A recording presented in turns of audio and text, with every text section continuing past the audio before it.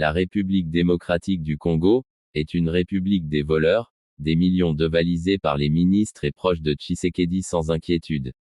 Depuis son arrivée au pouvoir en 2019, Félix Tshisekedi, président de la République démocratique du Congo, a promis des réformes pour lutter contre la corruption et renforcer la démocratie. Pourtant, son gouvernement est aujourd'hui accusé de corruption, de détournement de fonds publics et d'impunité. Dans cette vidéo détaillée, nous explorerons ces accusations, les principales figures impliquées et les impacts sur la politique et l'économie du pays. Depuis son arrivée en 2019, le pays a traversé une période de transition politique complexe.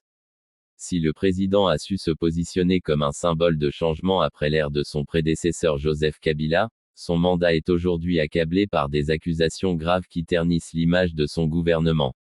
Népotisme, clientélisme, tribalisme, corruption et malversation financière sont autant de reproches qui pèsent sur son administration. Dans cette vidéo, nous allons examiner en détail ces accusations et leurs conséquences sur la politique, l'économie et la société congolaise. 1. Le népotisme et le clientélisme. Le népotisme, qui se définit par la promotion des membres de sa famille et de ses proches au détriment de la compétence, est l'une des accusations les plus récurrentes contre Félix Tshisekedi. Plusieurs observateurs ont pointé du doigt la nomination de ses proches à des postes clés du gouvernement, des entreprises publiques, et même au sein des instances militaires. Par exemple, son fils, Furaha Tshisekedi, a été impliqué dans des affaires économiques, et plusieurs membres de sa famille occupent des fonctions importantes au sein de l'État. Le clientélisme, qui consiste à distribuer des avantages à des groupes ou individus en échange de soutien politique, est également une pratique courante sous le régime de Tshisekedi. De nombreux analystes affirment que des marchés publics, des contrats de développement et même des postes politiques sont attribués à des soutiens politiques en échange de leur loyauté. Cette politique clientéliste divise davantage le pays et crée des tensions au sein des communautés, notamment entre le pouvoir central et les autorités locales qui se sentent marginalisées. 2. Le tribalisme, une pratique préoccupante. Le tribalisme, bien que présent dans de nombreuses sociétés africaines, est un problème particulier en République démocratique du Congo, où des groupes ethniques puissants se disputent le contrôle des ressources et du pouvoir. Sous le gouvernement de Félix Tshisekedi, des accusations de favoritisme ethnique ont émergé. Certaines tribus, notamment celles de l'Est du pays, auraient été avantagées dans les nominations au sein des institutions publiques et militaires, tandis que d'autres groupes seraient laissés pour compte. Cela nourrit un climat de méfiance et d'insécurité, avec des conflits internes qui sont parfois exacerbés par des politiques perçues comme partiales. Le tribalisme a ainsi créé des fractures profondes au sein de la société congolaise, menaçant de diviser le pays en clans rivaux et de miner l'unité nationale. 3. La corruption et les malversations financières. La corruption est l'une des accusations les plus graves portées contre le gouvernement de Tshisekedi. En dépit des promesses de lutte contre la corruption, le président a été accusé de n'avoir pas pris de mesures efficaces pour éradiquer ce fléau. Selon plusieurs rapports d'ONG et d'organismes internationaux, des fonds publics destinés aux projets de développement ont été détournés, et des entreprises publiques ont été utilisées pour enrichir des proches du pouvoir. Les malversations financières sont également un sujet de préoccupation majeure. Le secteur minier, crucial pour l'économie du Congo, est souvent cité comme un terrain fertile pour les pratiques de corruption. Des contrats opaques entre l'État et des multinationales, ainsi que des transactions douteuses, ont été documentés, avec des conséquences dramatiques pour la population congolaise, qui reste l'une des plus pauvres au monde malgré la richesse minière du pays. 4. L'impact sur la société congolaise. L'impact de ces accusations de népotisme, clientélisme, tribalisme et corruption sur la société congolaise est dévastateur. D'une part, les citoyens perdent confiance dans les institutions et dans le processus démocratique. De l'autre, les violences sociales et les tensions ethniques se multiplient, menaçant la stabilité du pays. L'instabilité politique a également des effets négatifs sur l'économie, freinant les investissements étrangers et maintenant la République démocratique du Congo dans un état de sous-développement chronique. Les institutions censées lutter contre la corruption, comme la Cour des comptes ou la Commission de lutte contre la corruption, sont souvent accusées de manquer de transparence et de ne pas jouer leur rôle de manière indépendante. Le manque de justice et d'accountability dans la gestion des ressources publiques contribue à renforcer le sentiment d'injustice parmi la population, alimentant des mouvements sociaux et des manifestations populaires. Le pouvoir de Félix Tshisekedi, accusation de corruption et d'impunité en République démocratique du Congo. Le contexte politique de la République démocratique du Congo. Félix Tshisekedi a pris le pouvoir après un long processus électoral marqué par des tensions politiques. Son élection a mis fin à l'ère de Joseph Kabila, l'ancien président, et ouvert la voie à une nouvelle ère politique. Cependant, plusieurs observateurs estiment que le pays n'a pas connu de véritable changement. En dépit des promesses de réforme, des accusations de corruption et de mauvaise gestion financière persistent contre son gouvernement. Les accusations de corruption. Les accusations de corruption contre le gouvernement de Tshisekedi se sont intensifiées ces dernières années. Plusieurs figures clés de son administration, ainsi que des proches du président, sont soupçonnées de détournement de fonds publics. Vital Kamerhe, ancien directeur de cabinet de Tshisekedi, a été l'une des premières personnalités à être accusée de corruption. En 2020, il a été condamné à 20 ans de prison pour détournement de fonds dans le cadre d'un contrat de 100 millions de dollars pour la construction de logements sociaux. Bien que son jugement ait été controversé et ait suscité des appels à une révision, l'affaire reste un symbole des problèmes de gouvernance sous le régime de Tshisekedi. Modeste Bahati Lukwebo, ministre de l'économie et membre influent du gouvernement, a également été impliqué dans des affaires de corruption. Son nom est souvent cité dans des scandales liés à des marchés publics opaques et à des contrats douteux. Selon certains rapports, des entreprises liées à Bahati Lukwebo ont bénéficié de contrats surévalués dans des secteurs stratégiques comme l'exploitation minière. Jean Bosco Katumba, ministre des Transports et de l'Aviation civile, Katumba a été accusé d'avoir facilité des détournements de fonds dans le secteur des infrastructures. Des enquêtes ont révélé des pratiques de corruption dans l'attribution de contrats pour la rénovation d'aéroports et d'autres projets publics. Tony Mwaba, ancien ministre de l'enseignement primaire, secondaire et technique, EPST, de la République démocratique du Congo, a été accusé d'avoir détourné des fonds substantiels pendant son mandat. L'une des allégations les plus importantes concerne la mauvaise gestion de près de 400 000 dollars alloués pour un tournoi interscolaire. Les accusations portent sur des factures gonflées, notamment des trop payés pour la location de bus et l'impression de t-shirts pour l'événement. L'Inspection générale des finances, IGF, alléguant qu'une partie des fonds a été détournée. Nicolas Kazadi, l'ancien ministre des Finances du Congo accusé d'avoir détourné plus d'1 milliard de dollars.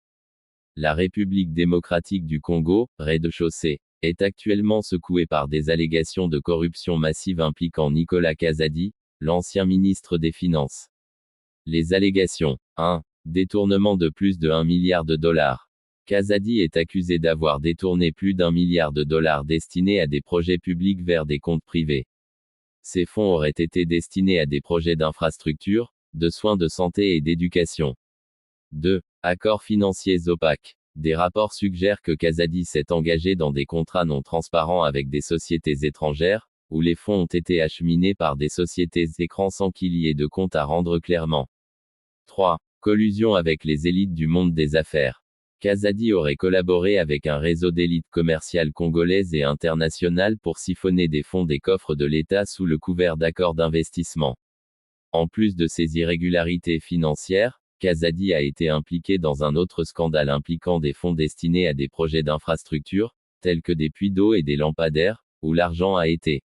Ces accusations de corruption sont alimentées par des rapports de la société civile et des médias d'investigation, qui pointent la faiblesse des contrôles financiers et l'absence de véritables réformes. Preuves et enquêtes. 1. Audits et rapports. 1. Des audits indépendants ont révélé des écarts importants dans l'allocation et le décaissement des fonds publics pendant le mandat de Kazadi. 2. Les organismes de surveillance du gouvernement ont signalé des dépenses non comptabilisées s'élevant à plus d'1 milliard de dollars en l'espace de 2 ans. 3. Témoignages de lanceurs d'alerte. 4. D'anciens employés du ministère et des lanceurs d'alerte ont fourni des preuves, notamment des transactions bancaires et des enregistrements de communication, reliant Kazadi à des mouvements illicites de fonds. 5. Procédure judiciaire. Jusqu'à date, le procès est lent, et Kazadi est maintenant appelé à la barre en tant que témoin au lieu d'accusé. Et comme d'habitude, la majorité des Congolais sentent déjà une ingérence politique pour entraver le processus et ainsi sauver Nicolas Kazadi. L'impunité et l'absence de justice. En plus de la corruption, le gouvernement de Tshisekedi est régulièrement accusé d'impunité. En dépit de nombreuses plaintes et enquêtes, peu de responsables ont été tenus pour responsables de leurs actes. L'absence de réforme du système judiciaire et l'influence de puissants groupes d'intérêts rendent difficile la poursuite des responsables. Le rôle de la famille présidentielle, des critiques se concentrent également sur l'implication de la famille de Tshisekedi dans des affaires d'enrichissement personnel.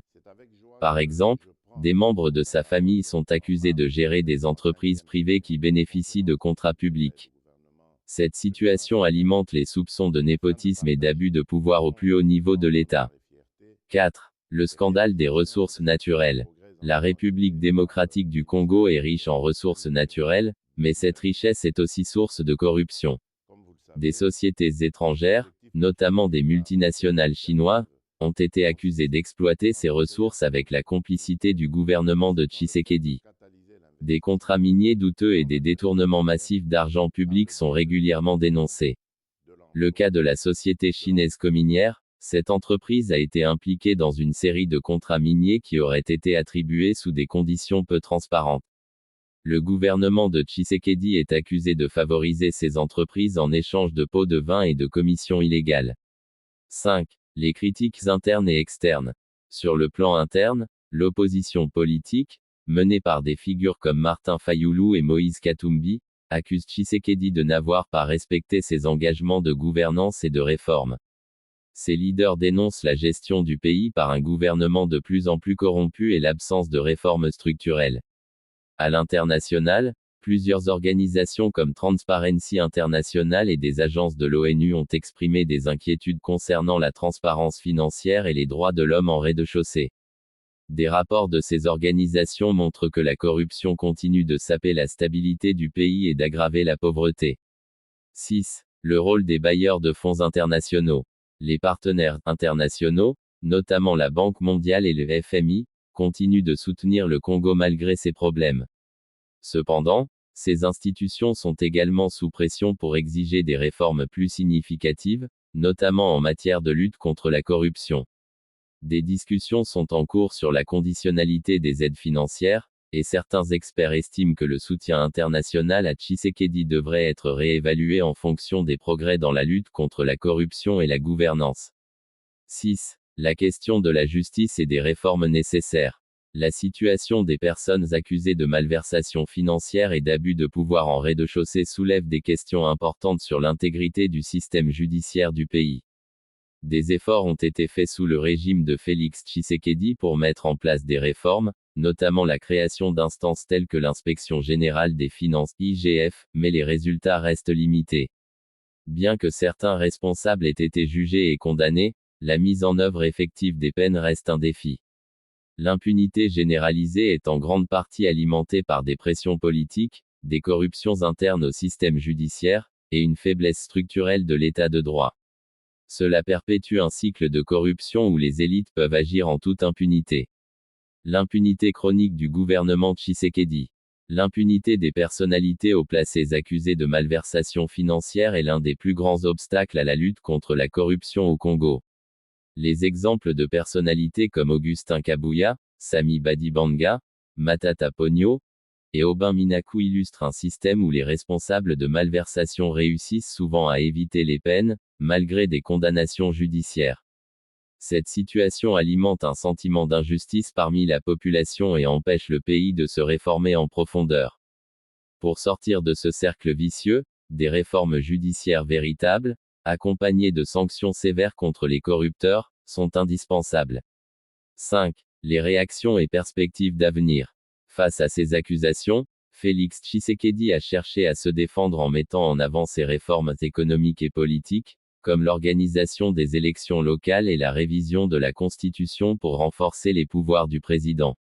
Il a également tenté de se rapprocher de l'Occident en réorientant la politique étrangère du Congo, notamment en obtenant un soutien pour ses efforts contre les groupes armés dans l'est du pays. Cependant, les critiques persistent, et de nombreux analystes soulignent que sans un changement profond de son approche du pouvoir, le Congo risque de rester bloqué dans un cercle vicieux de mauvaise gouvernance. Si le président Tshisekedi veut réellement réussir son mandat, il devra lutter sérieusement contre la corruption, réduire les pratiques clientélistes et promouvoir une véritable réconciliation nationale. La question du tribalisme, en particulier, nécessitera des efforts constants pour construire une nation unie au-delà des clivages ethniques. Le mandat de Félix Tshisekedi en République démocratique du Congo est une période complexe, marquée par des accusations graves de népotisme, de corruption et de tribalisme.